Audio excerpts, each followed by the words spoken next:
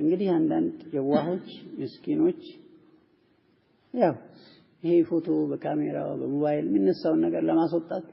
ጥረት የሚያደርጉ አካላቶች አሉ ግን ليس لهم دليل የለው ማስረጃው የሚያመላክተው على الاطلاق ሱራ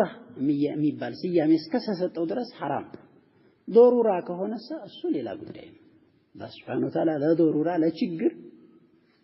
በክትም ይበቃ የፈቀደበት ሰዓት ስላለ ስለዚህ ችግር ከሆነ ችግር ነው ከዛ ውጪ ግን የልጆቻችንን ፎቶ ያነሳን ሞባይላችን ገጭ ምናደርግ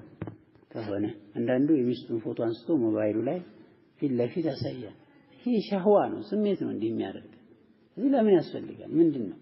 ምን አይነት ዶሩራ ኑሮ ነው አይ ለማስታወስ ምንድነው ፎቶ ነው የምታስታውሰው ልጅህን ያየ ፊት ለፊት አይደል ያለው ፎቶ ልትስም ነው ወይስ ምን ልታረጋው እዚህ እንዲህ ሻህዋ ነው ከእንዲህ አይነት ነገር መላቀቅ መቻል አለበት ስሜታችንን ረገጥ ማድረግ አለ አንዳንዱ ሲያገባ የሰርጉ ቀን ያለ የሌለ ፎቶ ይገባል ያአላህ Subhanahu Wa Ta'ala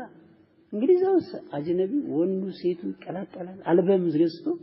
ይቀርቦ ሰው ሲመጣ ሊዘይረው አልበም የሚሰሰዋል ፎቶውን ሰጥቶ ይጋብዛል እዛ የሚጋበዘው እንግዲህ ይቺን ሴት